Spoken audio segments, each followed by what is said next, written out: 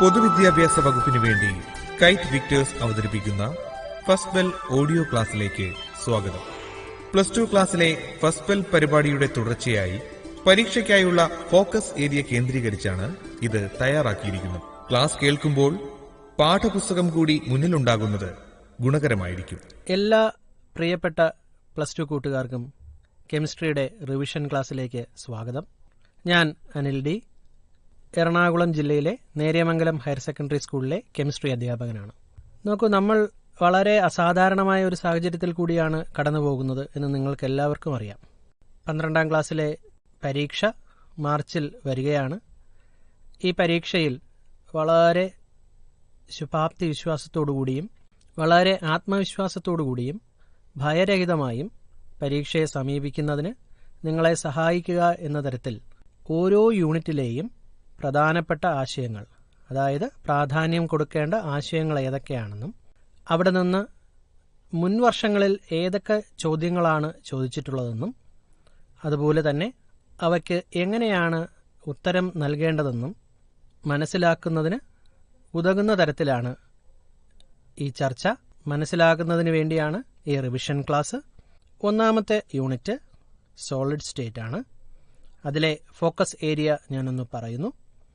Amorphous and crystalline solids, crystal lattices and unit cells, number of atoms in a unit cell, close packed structures, imperfections in solids, electrical properties, magnetic properties. നോക്കൂ, ഈ focus ഏരിയയിൽ ആദ്യം പ്രതിപാദിച്ച amorphous and crystalline solids എന്നത് ശ്രദ്ധിക്കുക. ആ മേഖലയിൽ നിന്ന് സാധാരണയായി ചോദ്യങ്ങൾ ചോദിച്ചിട്ടുള്ളത് ഇപ്രകാരമാണ്: classify the following as amorphous or crystalline solids. നിങ്ങൾ കേട്ടിട്ടുള്ള ചില ഉദാഹരണങ്ങളായ sodium chloride, paper, rubber, copper, ice, diamond തുടങ്ങിയവയാണ് നൽകിയിരിക്കുന്നതെങ്കിൽ അവയ്ക്ക് എങ്ങനെയാണ് ഒരു ക്ലാസിഫിക്കേഷൻ നൽകുക? നോക്കൂ, ക്രിസ്റ്റലൈൻ സോളിഡായി നമുക്ക് സോഡിയം ക്ലോറൈഡിനെയും ഡയമണ്ടിനെയും ഐസിനെയും കോപ്പറിനെയും ക്ലാസിഫൈ ചെയ്യാം. ഇവിടെ ശ്രദ്ധിക്കേണ്ടത്, ഈ ക്രിസ്റ്റലൈൻ സോളിഡ് വീണ്ടും ക്ലാസിഫൈ ചെയ്യുന്നത് അവയുടെ ഇന്റർമോളിക്കുലാർ ഫോഴ്സ് ഓഫ് അട്രാക്ഷന്റെ അടിസ്ഥാനത്തിലാണ്.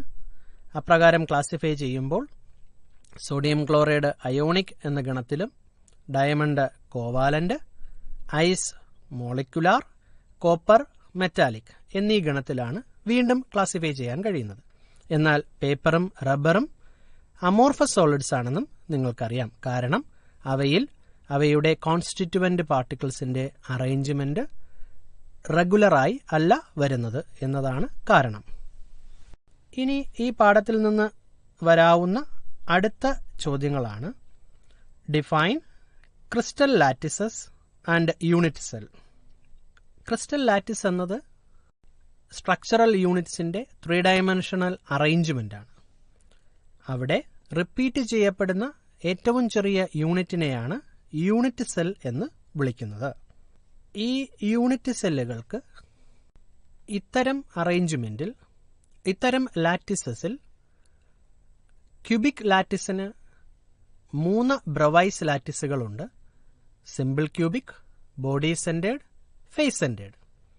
ഈ 3 ബ്രവൈസ് ലാറ്റിസുകളിലെയും number of atoms per unit cell വളരെ പ്രധാനപ്പെട്ട ഒരു ചോദ്യമാണ്.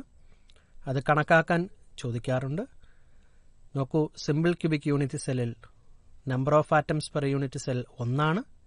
അതേസമയം ബോഡി സെന്റേഡിൽ അത് 2 ആണ്, ഫേസ് സെന്റേഡിൽ 4 ആണ്. ഇത്തരം ചോദ്യങ്ങൾ ആവർത്തിച്ച് ചോദിക്കാറുണ്ട്.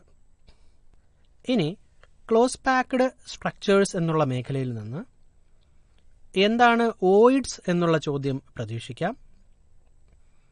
നമ്മൾ ആറ്റങ്ങളെ സ്പിയറുകളായി പരിഗണിക്കുകയാണെങ്കിൽ 4 സ്പിയറുകൾ, അതായത് 3 സ്പിയറുകൾ ഒരു ലെയറിലും അതിന്റെ മുകളിലായി 4മതൊരു സ്പിയറും വരുന്ന തരത്തിൽ ക്രമീകരിക്കുമ്പോൾ ലഭിക്കുന്ന ശൂന്യസ്ഥലത്തിനെയാണ് ടെട്രാഹിഡ്രലോയിഡ് എന്ന് പറയുന്നത്.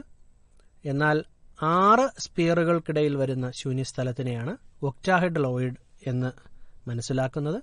ഈ ഓയിഡ്സിന്റെ ടൈപ്സ് എത്ര തരത്തിലുണ്ടെന്ന് സാധാരണയായി ചോദിക്കാറുണ്ട്. ഇനി അടുത്ത ഫോക്കസ് ഏരിയ എന്നത് ഇംപെർഫെക്ഷൻ ഇൻ സോളിഡ്സ് ആണ്. സോളിഡുകളിൽ പാർട്ടിക്കിൾസിന്റെ ക്രമീകരണം കൃത്യമായ ഓർഡറിലാണെങ്കിൽ അതിനെ ക്രിസ്റ്റലൈൻ എന്ന് വിളിക്കും. എന്നാൽ ഈ ക്രമീകരണത്തിൽ എന്തെങ്കിലും ഇറഗുലാരിറ്റി വരുമ്പോഴാണ് ക്രിസ്റ്റൽ ഇംപെർഫെക്ഷനായി മാറുന്നത്, ക്രിസ്റ്റലിന് ഡിഫക്റ്റ് ഉണ്ടാകുന്നത്. അത്തരം ഡിഫക്റ്റുകളെ impurity defect, stoichiometric defect, non stoichiometric defect എന്ന് ക്ലാസിഫൈ ചെയ്യാം. ഇതിൽ ഷോട്ട്കി ഡിഫക്റ്റ്, ഫ്രങ്കൽ ഡിഫക്റ്റ് എന്നിവ വളരെ പ്രാധാന്യം അർഹിക്കുന്നവയാണ്.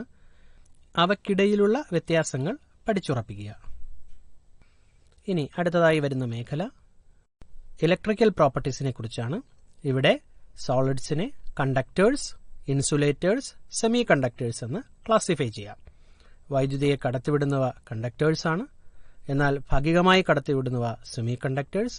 വൈദ്യുതിയുടെ പ്രതിരോധികളാണ് ഇൻസുലേറ്റേഴ്സ്. ഇനി മാഗ്നറ്റിക് പ്രോപ്പർട്ടീസിലേക്ക് വന്നാലോ? കാന്തവുമായുള്ള ആകർഷണ ബലത്തിന്റെ അടിസ്ഥാനത്തിൽ, കാന്തിക മണ്ഡലവുമായുള്ള പ്രതിപ്രവർത്തനത്തിന്റെ അടിസ്ഥാനത്തിൽ പദാർത്ഥങ്ങളെ paramagnetic, diamagnetic, ferromagnetic, anti ferromagnetic and ferrimagnetic എന്നിങ്ങനെ ക്ലാസിഫൈ ചെയ്യുന്നു. ഇതിൽ പാരാമാഗ്നറ്റിക് വീക്ക് അട്രാക്ഷനാണ്, ഡയാമാഗ്നറ്റിക്കിന് റിപ്പൽഷനാണ് മാഗ്നറ്റിക് ഫീൽഡിൽ നിന്ന്. എന്നാൽ ഫെറോമാഗ്നറ്റിക് സബ്സ്റ്റൻസുകൾ വളരെ ശക്തിയായി കാന്തത്തിലേക്ക് ആകർഷിക്കപ്പെടുന്നു. മാത്രവുമല്ല അവ സ്ഥിരകാന്തങ്ങളായി മാറുന്നു. ആന്റി ഫെറോമാഗ്നറ്റിക് സ്ഥിരകാന്തങ്ങളായി മാറുന്നു എന്നുള്ളതും നിങ്ങൾ ഉറപ്പിച്ചു വയ്ക്കുക. രണ്ടാമത്തെ യൂണിറ്റിലേക്ക് കടക്കാം. സൊല്യൂഷൻസ് എന്നാണ് പാഠത്തിന്റെ പേര്. ഇവിടെ focus area solubility of gas in liquids, vapour pressure of liquid solutions, ideal and non ideal solutions, colligative properties and determination of molar mass. ഇവിടെ ആദ്യത്തെ മേഖലയായ സോല്യൂബിലിറ്റി ഓഫ് ഗ്യാസ് ഇൻ ലിക്വിഡ്സിൽ നിന്ന് ഹെൻറീസ് ലോ ആണ് വളരെ പ്രാധാന്യമുള്ളത്. ഹെൻറി നിയമം എന്താണെന്നും അതിന്റെ ആപ്ലിക്കേഷൻസ് എന്താണെന്നും പരീക്ഷയ്ക്ക് ചോദിക്കാറുണ്ട്. ഇനി ഐഡിയൽ ആൻഡ് നോൺ ഐഡിയൽ സൊല്യൂഷൻസിൽ എന്താണ് ഐഡിയൽ സൊല്യൂഷൻ, ഉദാഹരണം നൽകുക. അതുപോലെ നോൺ ഐഡിയൽ സൊല്യൂഷൻസ് എത്ര തരത്തിലുണ്ട് എന്ന് ചോദിക്കാറുണ്ട്. റൗൾ നിയമത്തിൽ നിന്ന് വ്യതിചലിക്കുന്നവയാണ് നോൺ ഐഡിയൽ സൊല്യൂഷൻസ്. അവയ്ക്ക് ഉദാഹരണം എന്താണെന്ന് പറയാൻ ആവശ്യപ്പെടാം. അതുപോലെ തന്നെ വളരെ പ്രധാനപ്പെട്ട ഒരു മേഖലയാണ് കൊളിഗേറ്റീവ് പ്രോപ്പർട്ടീസ്. എന്താണ് കൊളിഗേറ്റീവ് പ്രോപ്പർട്ടീസ്, എത്ര തരത്തിൽ കൊളിഗേറ്റീവ് പ്രോപ്പർട്ടീസ് ഉണ്ട് എന്ന് ചോദിക്കാറുണ്ട്. കൊളിഗേറ്റീവ് പ്രോപ്പർട്ടിയുടെ ഏറ്റവും പ്രധാനപ്പെട്ട ആപ്ലിക്കേഷൻ എന്നത് പദാർത്ഥത്തിന്റെ മോളാർ മാസ് കണ്ടെത്തുക എന്നുള്ളതാണ്. ഈ പറഞ്ഞ 3 മേഖലകളും വളരെ പ്രാധാന്യത്തോടെ പഠിക്കാൻ ശ്രമിക്കുക. ഇനി മൂന്നാമത്തെ യൂണിറ്റിലേക്ക് കടന്നാൽ അത് ഇലക്ട്രോ കെമിസ്ട്രി എന്ന യൂണിറ്റാണ്. അവിടെ പ്രാധാന്യമർഹിക്കുന്ന മേഖല ഇപ്രകാരമാണ്: Nernst equation, variation of conductivity and molar conductivity with concentration, batteries, fuel cells, corrosion. Nernst equation cell potential കണ്ടെത്താൻ വേണ്ടിയാണ് നമ്മൾ ഉപയോഗിക്കുന്നത്. ഇനി variation of conductivity and molar conductivity with concentration എന്ന മേഖലയിൽ സ്ട്രോങ് ഇലക്ട്രോലൈറ്റുകൾക്കും വീക്ക് ഇലക്ട്രോലൈറ്റുകൾക്കും കണ്ടക്ടിവിറ്റിയുടെയും മോളാർ കണ്ടക്ടിവിറ്റിയുടെയും വാല്യൂ കോൺസെൻട്രേഷൻ കുറയുന്നതിനനുസരിച്ച് അല്ലെങ്കിൽ ഡൈല്യൂഷൻ കൂടുന്നതിനനുസരിച്ച് വർദ്ധിക്കുന്നു എന്നുള്ളതാണ് മനസ്സിലാക്കേണ്ടത്. ഈ വർധനവ് ഒരുപോലെയല്ല രണ്ട് ഇലക്ട്രോലൈറ്റുകൾക്കും. സ്ട്രോങ് ഇലക്ട്രോലൈറ്റുകൾക്ക് വീക്ക് ഇലക്ട്രോലൈറ്റുകളുടെ മോളാർ കണ്ടക്ടിവിറ്റിയിലുള്ള വർധനവ് കണ്ടെത്താൻ നമ്മെ സഹായിക്കുന്ന നിയമമാണ് കോൾറാഷ് ലോ. എന്താണ് കോൾറാഷ് ലോ എന്നും കോൾറാഷ് ലോയുടെ ആപ്ലിക്കേഷനും മനസ്സിലാക്കേണ്ടതാണ്. അതുപോലെ അടുത്ത ഒരു ഭാഗമാണ് ബാറ്ററീസ് എന്നുള്ളത്. ബാറ്ററികൾ നമുക്ക് ചുറ്റും നിത്യേന നമ്മൾ തിരിച്ചറിയുന്നവയാണ്. ബാറ്ററികൾ വൈദ്യുത സ്രോതസ്സായി നമ്മൾ ഉപയോഗിക്കുന്നവയാണ്. 2 തരത്തിലുണ്ട്: പ്രൈമറി ബാറ്ററീസും സെക്കൻഡറി ബാറ്ററീസും. പ്രൈമറി ബാറ്ററി ഒരു തവണ മാത്രമാണ് നമുക്ക് ഉപയോഗിക്കാൻ കഴിയുന്നത്. ഡ്രൈ സെല്ലും മെർക്കുറി സെല്ലും അതിനുദാഹരണമാണ്. ഡ്രൈ സെൽ നമ്മൾ ടോർച്ചിൽ ഉപയോഗിക്കുന്നു, മെർക്കുറി സെൽ നമ്മൾ ക്ലോക്കിലും വാച്ചിലുമൊക്കെ ഉപയോഗിക്കുന്നുണ്ട്. ഇനി സെക്കൻഡറി സെൽ എന്നാൽ നമുക്ക് വീണ്ടും വീണ്ടും റീചാർജ് ചെയ്ത് ഉപയോഗിക്കാൻ കഴിയുന്നവയാണ്. അതിന് ഉദാഹരണം ലെഡ് സ്റ്റോറേജ് ബാറ്ററി നമ്മൾ വാഹനങ്ങളിൽ ഉപയോഗിക്കുന്നവ, അതുപോലെ തന്നെ നിക്കാഡ് സെൽ ഇലക്ട്രോണിക് ടോയ്സിലും റീചാർജബിൾ ടോയ്സിലുമൊക്കെ ഉപയോഗിക്കുന്നവയാണ് നിക്കാഡ് സെൽ. അതുപോലെ തന്നെ പ്രാധാന്യമർഹിക്കുന്ന വേറൊരു സെല്ലാണ് ഫ്യുവൽ സെൽ. സ്പേസ് ഷിപ്പിലാണ് ആദ്യമായി ഫ്യുവൽ സെല്ല് ഉപയോഗിക്കപ്പെടുന്നത്. ഹൈഡ്രജൻ ഓക്സിജൻ ഫ്യുവൽ സെല്ല് അതിനൊരു ഉദാഹരണമാണ്. ഇന്ധനം ജ്വലിക്കുന്നതിന്റെ ഫലമായി വൈദ്യുതി നിർമ്മിക്കുന്നവയാണ് ഫ്യുവൽ സെല്ലുകൾ. ഹൈഡ്രജൻ ഓക്സിജൻ ഫ്യുവൽ സെല്ലാണ് ഇതിനൊരു ഉദാഹരണം. ഇത്തരം ഫ്യുവൽ സെല്ലുകളുടെ അഡ്വാൻറ്റേജ് ഇവ മലിനീകരണം ഉണ്ടാക്കുന്നില്ല എന്നുള്ളതാണ്. മാത്രവുമല്ല ഇവയുടെ എഫിഷ്യൻസി വളരെ കൂടുതലാണ്. ഇനി ഇവിടെ നിന്ന് മനസ്സിലാക്കേണ്ട ഭാഗം കൊറോഷൻ എന്നുള്ള ഭാഗമാണ്. ഇരുമ്പ് തുരുമ്പിക്കുന്നത് കൊറോഷന് ഉദാഹരണമാണ്. ഇതിനെ പ്രിവെന്റ് ചെയ്യാൻ പെയിന്റ്, വാർണിഷ് തുടങ്ങിയവ ഉപയോഗിക്കുക. അതല്ല എങ്കിൽ ചില മെറ്റലുകളുടെ ആവരണം ഈ ഇരുമ്പിന് മുകളിൽ ഉണ്ടാക്കുമ്പോൾ അവയെ കൊറോഷനിൽ നിന്ന് പ്രിവെന്റ് ചെയ്യാൻ കഴിയുന്നതാണ്. ഇപ്പോൾ നിങ്ങൾ കേട്ടുകൊണ്ടിരിക്കുന്നത് കൈറ്റ് വിക്ടേഴ്സ് തയ്യാറാക്കിയ ഫസ്റ്റ് ബെൽ ഫോക്കസ് ഏരിയയെ അധികരിച്ചുള്ള ഓഡിയോ ക്ലാസ്. ഇനി നമുക്ക് 4ാമത്തെ യൂണിറ്റ് ഒന്ന് പരിചയപ്പെടാം. അവിടെ കെമിക്കൽ കൈനറ്റിക്സ് എന്ന പാഠത്തിൽ നമുക്ക് മനസ്സിലാക്കേണ്ട ഫോക്കസ് ഏരിയ ഇപ്രകാരമാണ്: factors influencing rate of reaction, first order reactions and it's half life period, pseudo first order reaction, temperature dependence of rate of reaction, അതായത് അറീനിയസ് ഇക്വേഷൻ. ഒരു രാസപ്രവർത്തനത്തിന്റെ വേഗതയെ നിയന്ത്രിക്കുന്നത് concentration of reactants, temperature, pressure, catalyst തുടങ്ങിയവയാണ്. ഇവിടെ concentration of reactants എന്നുള്ളിടത്ത് order എന്താണെന്നും മോളിക്യുലാരിറ്റി എന്താണെന്നും നമ്മൾ മനസ്സിലാക്കുക. ഇവ തമ്മിലുള്ള വ്യത്യാസങ്ങൾ എന്താണെന്ന് പറയാൻ കഴിയണം.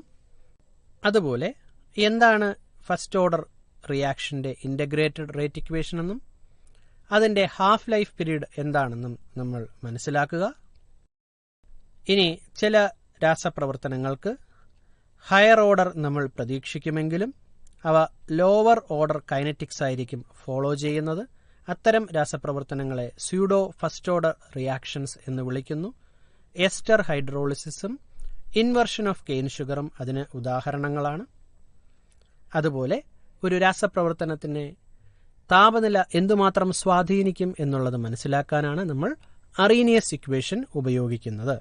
അറീനിയസ് ഇക്വേഷൻ ഇപ്രകാരമാണ്: K = A × e⁻ EA/RT. 5ാമത്തെ യൂണിറ്റായ സർഫസ് കെമിസ്ട്രിയിൽ പ്രധാനപ്പെട്ട മേഖലകൾ adsorption, catalysis, classification of colloids, emulsions എന്നിവയാണ്. ഇവിടെ അഡ്സോർഷനിൽ നമുക്ക് മനസ്സിലാക്കേണ്ടത് ഫിസിസോർഷനും കെമിസോർഷനും തമ്മിലുള്ള വ്യത്യാസങ്ങൾ എന്തൊക്കെയെന്നുള്ളതാണ്. ഇനി കറ്റാലിസിസിലോ 2 തരം കറ്റാലിസിസ് ഉണ്ട്. ഒന്ന് ഹോമോജീനിയസ് കറ്റാലിസിസ്, 2 ഹെറ്ററോജീനിയസ് കറ്റാലിസിസ്. ഒരു രാസപ്രവർത്തനത്തിൽ റിയാക്ടൻസും കാറ്റലിസ്റ്റും ഒരേ ഫിസിക്കൽ സ്റ്റേറ്റിലാണെങ്കിൽ അതിനെ ഹോമോജീനിയസ് കറ്റാലിസിസ് എന്നും, ഇനി റിയാക്ടൻസും കാറ്റലിസ്റ്റും വ്യത്യസ്ത ഫിസിക്കൽ സ്റ്റേറ്റുകളിലാണെങ്കിൽ അത് ഹെറ്ററോജീനിയസ് കറ്റാലിസിസ് എന്നും അറിയപ്പെടുന്നു. അതുപോലെയാണ് ക്ലാസിഫിക്കേഷൻ ഓഫ് കൊളോയിഡ്സ്. കുറച്ചു വലിയൊരു മേഖലയാണ്. എന്താണ് കൊളോയിഡ്സ്, എങ്ങനെയാണ് കൊളോയിഡ്സിന്റെ ക്ലാസിഫിക്കേഷൻസ് വരുന്നത്, എങ്ങനെയാണ് കൊളോയിഡ്സിനെ പ്രിപ്പയർ ചെയ്യുന്നത്, എന്താണ് കൊളോയിഡ്സിന്റെ പ്രോപ്പർട്ടീസ്, ഇത്രയും വരുന്ന ഒരു വലിയ മേഖലയാണ്. ഇവിടെ പ്രോപ്പർട്ടീസിൽ വളരെ പ്രധാനപ്പെട്ടത് ടിൻഡൽ ഇഫക്റ്റും ബ്രൗണിയൻ മൂവ്മെന്റ്, ഇലക്ട്രോഫോറസിസ് തുടങ്ങിയവയാണ്. ഈ മേഖലയിൽ നിന്ന് ചോദ്യങ്ങൾ വളരെയധികം തവണ ആവർത്തിച്ച് ചോദിച്ചിട്ടുണ്ട്. ഇനി കൊളോയിഡ്സിൽ തന്നെ ഒരു പ്രത്യേക വിഭാഗമായ ഇമൽഷൻസിനെ കുറിച്ച് നമുക്ക് ഫോക്കസ് ഏരിയയിൽ മനസ്സിലാക്കാനുണ്ട്. ഇമൽഷൻ 2 വിധത്തിലുണ്ട്: ഓയിൽ ഇൻ വാട്ടർ ഇമൽഷനും വാട്ടർ ഇൻ ഓയിൽ ടൈപ്പ് ഇമൽഷനും. ലിക്വിഡ് കൊളോയിഡൽ സൊല്യൂഷൻസ് ആണ് ഇമൽഷൻസ്. അതിന് പ്രാധാന്യം കൊടുത്തുകൊണ്ട് പഠിക്കുക. അടുത്ത നമുക്ക് 6ാമത്തെ യൂണിറ്റായ general principles and processes of isolation of എലമെന്റ്സിലേക്ക് കടക്കാം. മെറ്റലർജി എന്ന ചുരുക്കപ്പേരിലാണിത് അറിയപ്പെടുന്നത്. Concentration of ores, extraction of crude metal from concentrated ore, Ellingham diagram, Hall Heroult process for the extraction of aluminium, extraction of iron, refining തുടങ്ങിയവയാണ് focus area. ഒരു മെറ്റലിനെ അതിൻ്റെ ഓറിൽ നിന്ന് extract ചെയ്തെടുക്കുമ്പോൾ അതിന് ആദ്യമായി നമ്മൾ ആ ഓറിനെ കോൺസെൻട്രേഷൻ ടെക്നിക്സിന് വിധേയമാക്കും. ലെവിഗേഷൻ അല്ലെങ്കിൽ hydraulic washing, ഫ്രോത്ത് flotation, magnetic separation, leaching എന്നീ 4 പ്രക്രിയകളാണ് ഈ കോൺസെൻട്രേഷന് വേണ്ടി പ്രയോഗിക്കപ്പെടുന്നത്. ഈ മേഖലയിൽ നിന്ന് ഷോർട്ട് ക്വസ്റ്റ്യൻ വരാൻ സാധ്യതയുണ്ട്. അതുപോലെ extraction of crude metal from concentrated ഓറിൽ വളരെ പ്രധാനപ്പെട്ടതും ആവർത്തിച്ച് ചോദിക്കുന്നതുമായ 2 ചോദ്യങ്ങളാണ്. എന്താണ് കാൽസിനേഷൻ, എന്താണ് റോസ്റ്റിംഗ്, ഇവർ തമ്മിലുള്ള വ്യത്യാസങ്ങൾ എന്തൊക്കെയാണ്. ഇനി എന്താണ് എല്ലിംഗ്ഹാം ഡയഗ്രം എന്നും അതിന്റെ ആപ്ലിക്കേഷൻ എന്താണെന്നുമുള്ള ഒരു ഷോർട്ട് ക്വസ്റ്റ്യൻ പ്രതീക്ഷിക്കപ്പെടാവുന്നതാണ്. അതുപോലെ തന്നെ റിഫൈനിങ് ടെക്നിക്സ് എന്തൊക്കെയാണ്, അതിൽ തന്നെ എന്താണ് zone refining, vapour phase refining എന്നിവ വളരെ പ്രാധാന്യത്തോടെ മനസ്സിലാക്കാൻ ശ്രമിക്കുക. 7ാമത്തെ പാഠമായ ദി പി ബ്ലോക്ക് എലമെന്റ്സ് എന്ന പാഠത്തിൽ ഫോക്കസ് ഏരിയ ഇപ്രകാരമാണ്: ammonia, nitric acid, phosphorus halides, sulphuric acid, inter halogen compounds, group 18 elements, xenon halides. ഇവിടെ അമോണിയയുടെ നിർമ്മാണമായ ഹേബർ പ്രോസസ്, നൈട്രിക് ആസിഡിന്റെ നിർമ്മാണമായ ഓസ്റ്റ്വാൾഡ് പ്രോസസ്, സൾഫ്യൂരിക് ആസിഡിന്റെ നിർമ്മാണമായ കോണ്ടാക്ട് പ്രോസസ് എന്നിവ പ്രത്യേകം പ്രാധാന്യമർഹിക്കുന്നവയാണ്. ഈ നിർമ്മാണ പ്രക്രിയകളുടെ വിവിധ ഘട്ടങ്ങൾ എന്താണെന്ന് നമ്മൾ മനസ്സിലാക്കേണ്ടതാണ്. ഫോസ്ഫറസ് ഹാലൈഡ്സ് പ്രധാനമായും 2 തരത്തിലാണ്: PCl3, PCl5 എന്നിവ. ഇതിൽ PCl3ക്കും PCl5നും തമ്മിലുള്ള വ്യത്യാസങ്ങൾ എന്തൊക്കെയാണ്, ഏതിനാണ് സ്ഥിരത കൂടുതലുള്ളത് എന്നിങ്ങനെയുള്ള ചോദ്യങ്ങൾ ചോദിക്കാറുണ്ട്. തുടർന്ന് ഇന്റർ ഹാലജൻ കോമ്പൗണ്ട്സ് ആണ്. ഹാലജനുകൾ പരസ്പരം റിയാക്ട് ചെയ്യുമ്പോഴാണ് ഇന്റർ ഹാലജൻ കോമ്പൗണ്ട്സ് നമുക്ക് ലഭിക്കുന്നത്. അതുപോലെ തന്നെ ഗ്രൂപ്പ് 18 എലമെന്റ്സിൽ നമുക്ക് സെനോൺ ഹാലൈഡ്സിനെ കുറിച്ച് മാത്രമാണ് മനസ്സിലാക്കാനുള്ളത്. എങ്ങനെയാണ് സെനോൺ ഹാലൈഡ്സ് നിർമ്മിക്കുന്നത്, അവയുടെ ഘടന എപ്രകാരമായിരിക്കും നമുക്ക് പറയാൻ കഴിയുന്നത് തുടങ്ങിയവയായിരിക്കും ഇവിടെ നിന്ന് പ്രതീക്ഷിക്കപ്പെടുന്നത്. ഇനി യൂണിറ്റ് 8ലേക്ക് കടന്നാലോ. The d and f block elements എന്നാണ് പാഠത്തിന്റെ പേര്.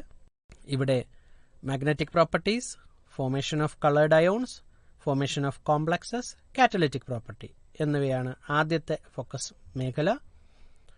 ഇതിൽ എന്തുകൊണ്ടാണ് ട്രാൻസിഷൻ മെറ്റൽസ് കോംപ്ലക്സുകൾ ഉണ്ടാക്കുന്നത്, അവയെ എന്തുകൊണ്ടാണ് വ്യാവസായികമായ പ്രക്രിയകളിൽ കാറ്റലിസ്റ്റുകളായി ഉപയോഗിക്കപ്പെടുന്നത് എന്നിവ വളരെ പ്രാധാന്യമർഹിക്കുന്ന ചോദ്യങ്ങളാണ്. ഇനി 2 പ്രധാനപ്പെട്ട കോമ്പൗണ്ടുകളായ പൊട്ടാസ്യം ഡൈക്രോമേറ്റിന്റെയും പൊട്ടാസ്യം പെർമാംഗനേറ്റിന്റെയും നിർമ്മാണത്തിന്റെ വിവിധ ഘട്ടങ്ങൾ പഠിക്കേണ്ടവയാണ്. അതുപോലെ തന്നെ ഈ പാഠത്തിൽ വരുന്ന വളരെ പ്രധാനപ്പെട്ട ഒരു ചോദ്യമാണ്: എന്താണ് ലാന്തനോയിഡ് കോൺട്രാക്ഷൻ, അതിന് കാരണമെന്താണ്, എന്തൊക്കെയാണ് അവയുടെ കോൺസിക്വൻസസ്. ഇനി 9ാമത്തെ യൂണിറ്റ് കോഓർഡിനേഷൻ കോമ്പൗണ്ട്സ് എന്നതാണ്. ഇവിടെ വരുന്ന പ്രധാനപ്പെട്ട ഫോക്കസ് മേഖലകൾ: nomenclature of coordination compounds, isomerism in coordination compounds, magnetic properties of coordination compounds, importance and applications of coordination compound. ഇവിടെ എന്താണൊരു കോഓർഡിനേഷൻ കോമ്പൗണ്ട് എന്നും ഒരു കോഓർഡിനേഷൻ കോമ്പൗണ്ടിന്റെ പേര് എങ്ങനെയാണ് നമ്മൾ എഴുതുന്നതെന്ന്, അതായത് എന്താണ് നോമൻക്ലേച്ചർ ഓഫ് കോഓർഡിനേഷൻ കോമ്പൗണ്ട്സ് എന്നത് വളരെ പ്രാധാന്യമർഹിക്കുന്നതാണ്. അടുത്തതായി, എത്ര തരത്തിലാണ് കോഓർഡിനേഷൻ കോമ്പൗണ്ട്സിന് ഐസോമെറിസം പ്രകടിപ്പിക്കാൻ കഴിയുന്നത്? ഒരേ തന്മാത്രാവാക്യവും വ്യത്യസ്ത ഘടനയും അല്ലെങ്കിൽ സ്പേഷ്യൽ അറേഞ്ച്മെന്റും ഉള്ളവയാണ് ഐസോമേഴ്സ് എന്ന് വിളിക്കുന്നത്. ഇത്തരം ഐസോമെറിസം ഏതൊക്കെയാണ് എന്നുള്ളത് വളരെ പ്രാധാന്യമർഹിക്കുന്ന ഒരു മേഖലയാണ്. ഇപ്പോൾ നിങ്ങൾ കേട്ടുകൊണ്ടിരിക്കുന്നത് കൈറ്റ് വിക്ടേഴ്സ് തയ്യാറാക്കിയ ഫസ്റ്റ് ബെൽ ഫോക്കസ് ഏരിയയെ അധികരിച്ചുള്ള ഓഡിയോ ക്ലാസ്. യൂണിറ്റ് 10 മുതൽ 13 വരെ ഓർഗാനിക് കെമിസ്ട്രിയാണ്. അതായത് 10ാമത്തെ unit halo alkanes and halo arenes. അവിടുത്തെ ഫോക്കസ് ഏരിയ ഇപ്രകാരമാണ്: preparation from alcohols, preparation from hydrocarbons, reactions of halo alkanes, അതിൽ തന്നെ nucleophilic substitution reaction, reactions of halo arenes, അതിൽ ഇലക്ട്രോഫിലിക് സബ്സ്റ്റിറ്റ്യൂഷൻ, ഇനി ട്രൈക്ലോറോമീഥേൻ. ഇത്രയുമാണ് 10ാമത്തെ യൂണിറ്റായ ഹാലോ ആൽക്കെയിൻ ആൻഡ് ഹാലോ അറീൻസിലെ ഫോക്കസ് മേഖല. എന്നാൽ 11ാം യൂണിറ്റിലോ preparation of alcohols, preparation of phenols, അത് ഹാലോ അറീൻസിൽ നിന്നും ഡൈസോണിയം സാൾട്ടിൽ നിന്നുമുള്ള പ്രിപ്പറേഷൻ, അതുപോലെ കെമിക്കൽ റിയാക്ഷൻസിൽ Lucas test, dehydration, nitration of phenol, Reimer Tiemann reaction. ഇനി കൊമേഴ്സ്യലി ഇമ്പോർട്ടന്റ് ആൽക്കഹോളായ എഥനോളിന്റെ preparation, Williamson synthesis, Friedel Crafts reaction എന്നിവയാണ് ഈ യൂണിറ്റിൽ നിന്ന് പഠിക്കേണ്ടത്. അതുപോലെ 12ാമത്തെ യൂണിറ്റായ ആൽഡിഹൈഡ്സ് ആൻഡ് കീറ്റോൺസ് എടുത്താലോ? അവിടെ ഫോക്കസ് മേഖല ഇപ്രകാരമാണ്: preparation of aldehydes and ketones, അവയിൽ oxidation of alcohol, dehydrogenation of alcohol, Rosenmund reduction, Etard reaction, Gattermann Koch reaction, Friedel Crafts reaction. ഇനി കെമിക്കൽ റിയാക്ഷൻസിൽ വരുന്നവ reduction, oxidation, aldol reaction and Cannizzaro reaction. ഇനി preparation of carboxylic ആസിഡിലോ aldehydes and കീറ്റോൺസിൽ നിന്നുള്ള preparation, പിന്നീട് alkyl ബെൻസീൻസിൽ നിന്നുള്ള പ്രിപ്പറേഷൻ. അതുപോലെ അവയുടെ റിയാക്ഷൻസിൽ reaction with ammonia, Kolbe electrolysis, HVZ reaction എന്നിവ ഇമ്പോർട്ടന്റ് ആണ്. അമീൻസ് എന്നുള്ള മേഖലയിൽ നിന്ന് വരുന്നവ ഇപ്രകാരമാണ്: പ്രിപ്പറേഷൻ ഓഫ് അമീൻസ്, അതിൽ reduction of nitriles, amides, Hoffmann bromamide reaction. Chemical റിയാക്ഷൻസിൽ Hinsberg test, carbylamine test, electrophilic substitution. അതുപോലെ chemical reactions of diazonium salt, Sandmeyer reaction, coupling reaction. അപ്പോൾ ഇത്രയും ഫോക്കസ് ഏരിയ മാത്രമാണ് ഞാൻ പറഞ്ഞത്. ഈ ഫോക്കസ് ഏരിയ കേൾക്കുമ്പോൾ നിങ്ങൾ പരിഭ്രമിക്കേണ്ടതില്ല. നമുക്ക് ഓർഗാനിക് റിയാക്ഷനുകളെ പഠിക്കുമ്പോൾ വളരെ അടുക്കി ഒതുക്കി പഠിക്കുകയാണെങ്കിൽ അത് നിങ്ങൾക്ക് മനസ്സിലാക്കാൻ എളുപ്പമായിരിക്കും, ഓർത്തെടുക്കാനും എളുപ്പമായിരിക്കും. അങ്ങനെയാണെങ്കിൽ ഈ 4 യൂണിറ്റുകളിൽ നിന്ന് നമുക്ക് എപ്രകാരം ഇതിനെ സമീപിക്കാം? നോക്കൂ, നമുക്ക് വളരെ പ്രധാനപ്പെട്ട 2 മെക്കാനിസങ്ങൾ മാത്രമാണ് ഇവിടെ പഠിക്കാനുള്ളത്. ഒന്ന് SN2 മെക്കാനിസം, SN1 മെക്കാനിസം. അതായത് സബ്സ്റ്റിറ്റ്യൂഷൻ ന്യൂക്ലിയോഫിലിക് റിയാക്ഷൻസിൽ സബ്സ്റ്റിറ്റ്യൂഷൻ ന്യൂക്ലിയോഫിലിക് ബൈമോളിക്കുലാർ റിയാക്ഷനും സബ്സ്റ്റിറ്റ്യൂഷൻ ന്യൂക്ലിയോഫിലിക് യൂണിമോളിക്കുലാർ റിയാക്ഷനും. ആ മെക്കാനിസങ്ങൾ തമ്മിലുള്ള വ്യത്യാസം എന്താണെന്ന് മനസ്സിലാക്കാൻ ശ്രമിക്കുക. ഇനി അടുത്തതായി ഓർഗാനിക് കെമിസ്ട്രിയിൽ നെയിം റിയാക്ഷൻസ് ആണ് വളരെ പ്രാധാന്യമുള്ളവ. ആ നെയിം റിയാക്ഷൻ നമുക്ക് 1ാമത്തെ യൂണിറ്റിൽ നിന്ന് 3 മാത്രമാണ് പ്രാധാന്യം കൊടുക്കേണ്ടത്: Sandmeyer reaction, Finkelstein reaction, Swarts reaction. ഇനി 2ാമത്തെ യൂണിറ്റിൽ നിന്നോ Reimer Tiemann reaction, Williamson synthesis, Friedel Crafts reaction. 3ാമത്തെ യൂണിറ്റിൽ നിന്ന് Rosenmund reduction, Etard reaction, Gattermann Koch reaction, aldol reaction, Cannizzaro reaction, HVZ reaction. 4ാമത്തെ യൂണിറ്റിൽ നിന്ന് ഹോഫ്മാൻ ബ്രോമോമൈഡ് റിയാക്ഷൻ. ഇത്രയും റിയാക്ഷൻസ് മാത്രമാണ് നമുക്ക് പ്രാധാന്യം കൊടുക്കേണ്ടവ. അപ്പോൾ ഈ റിയാക്ഷൻസിനെ മാത്രം ഒരുമിച്ച് ചേർത്ത് കേട്ട് മനസ്സിലാക്കി പഠിക്കാൻ ശ്രമിക്കുക. ഇനി അതുപോലെ മെക്കാനിസം പഠിക്കുക. അത് കഴിഞ്ഞാൽ നമുക്ക് വരുന്നവ ഓർഗാനിക് കോമ്പൗണ്ടുകളെ എങ്ങനെ തിരിച്ചറിയും എന്നുള്ളവയാണ്. പ്രൈമറി, സെക്കൻഡറി, ടെറിഷറി ആൽക്കഹോളുകളെ തിരിച്ചറിയാൻ ലുക്കാസ് ടെസ്റ്റ്, ആൽഡിഹൈഡിനെയും കീറ്റോണിനെയും തിരിച്ചറിയാൻ ടോളൻസ് ടെസ്റ്റ്, ഫെലിങ്സ് ടെസ്റ്റ് എന്നിവയാണ്. അതുപോലെ അമീൻസിനെ തിരിച്ചറിയാൻ ഹിൻസ്ബർഗ് ടെസ്റ്റ് എന്നതും ശ്രദ്ധിക്കുക. ഇനി ഇവിടെ ഇലക്ട്രോഫിലിക് സബ്സ്റ്റിറ്റ്യൂഷൻ റിയാക്ഷൻസ് ഉണ്ട്. പ്രോപ്പർട്ടീസിൽ നമുക്ക് കാർബോക്സിലിക് ആസിഡിന്റെ അസിഡിറ്റി മാത്രമാണ് പഠിക്കാനുള്ളത്. കാർബോക്സിലിക് ആസിഡിന്റെ അസിഡിറ്റി മാത്രമാണ് ശ്രദ്ധിക്കേണ്ടത്. അതുപോലെ പ്രിപ്പറേഷനിൽ നമുക്ക് എഥനോളിന്റെ പ്രിപ്പറേഷൻ ഇമ്പോർട്ടന്റ് ആണ്. ഇപ്പോൾ നിങ്ങൾ കേട്ടുകൊണ്ടിരിക്കുന്നത് കൈറ്റ് വിക്ടേഴ്സ് തയ്യാറാക്കിയ ഫസ്റ്റ് ബെൽ ഫോക്കസ് ഏരിയയെ അധികരിച്ചുള്ള ഓഡിയോ ക്ലാസ്. ഇനി നമുക്ക് ബയോമോളിക്യൂൾസ് എന്ന 14ാമത്തെ യൂണിറ്റിലേക്ക് കടക്കാം. അവിടുത്തെ ഫോക്കസ് ഏരിയ പ്രകാരമാണ്: ക്ലാസിഫിക്കേഷൻ ഓഫ് കാർബോഹൈഡ്രേറ്റ്സ്, മോണോസാക്കറൈഡ്സ് അതായത് preparation of glucose from sucrose, disaccharide അതിൽ ഗ്ലൈക്കോസിഡിക് ലിങ്കേജ്, ഇൻവേർട്ട് ഷുഗർ എന്നിവ, starch, glycogen, denaturation of protein, chemical composition of nucleic acids. ഇവിടെ മനസ്സിലാക്കേണ്ടത് കാർബോഹൈഡ്രേറ്റ്സ് എന്നാൽ നമുക്ക് ഊർജം പ്രദാനം ചെയ്യുന്ന പദാർത്ഥങ്ങളാണ്. ഈ കാർബോഹൈഡ്രേറ്റ്സിനെ മോണോസാക്കറൈഡ്സ്, ഡൈസാക്കറൈഡ്സ്, ഒലിഗോസാക്കറൈഡ്സ്, പോളിസാക്കറൈഡ്സ് എന്ന് ക്ലാസിഫൈ ചെയ്യാം. മോണോസാക്കറൈഡിൽ പ്രധാനപ്പെട്ടത് ഗ്ലൂക്കോസ് ആണ്. അതിന്റെ എങ്ങനെയാണ് സുക്രോസിൽ നിന്ന് പ്രിപ്പയർ ചെയ്തതെന്നുള്ളത് പ്രാധാന്യമർഹിക്കുന്നതാണ്.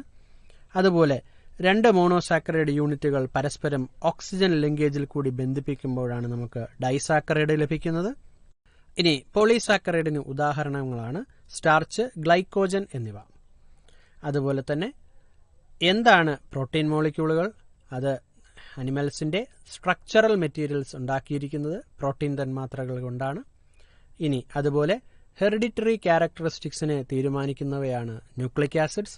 2 തരത്തിലുണ്ട്, DNA എന്നും RNA എന്നും. അവയുടെ വ്യത്യാസങ്ങൾ എന്താണെന്നും മനസ്സിലാക്കുക. യൂണിറ്റ് 15 പോളിമേഴ്സാണ്.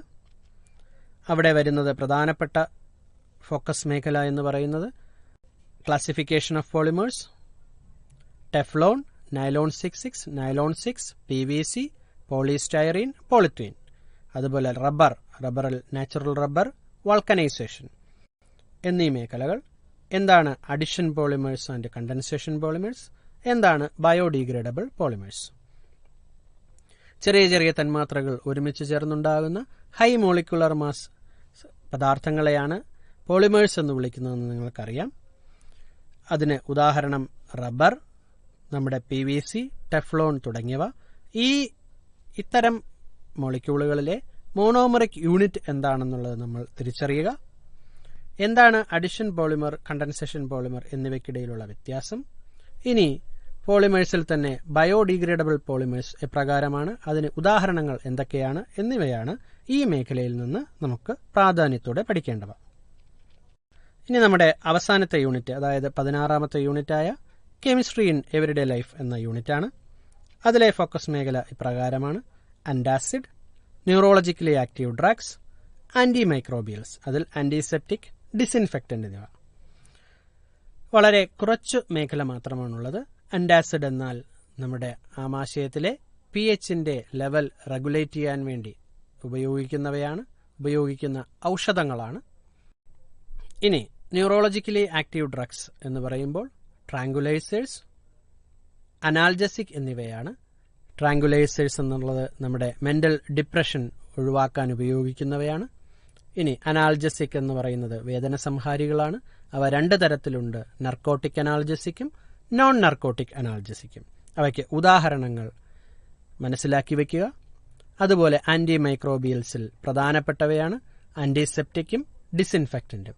എന്താണ് ആന്റിസെപ്റ്റിക്, എന്താണ് ഡിസിൻഫെക്റ്റന്റ്, ഇവർ തമ്മിലുള്ള വ്യത്യാസങ്ങൾ എന്തൊക്കെയാണ്, ഇവയ്ക്ക് ഉദാഹരണങ്ങൾ പറയൂ.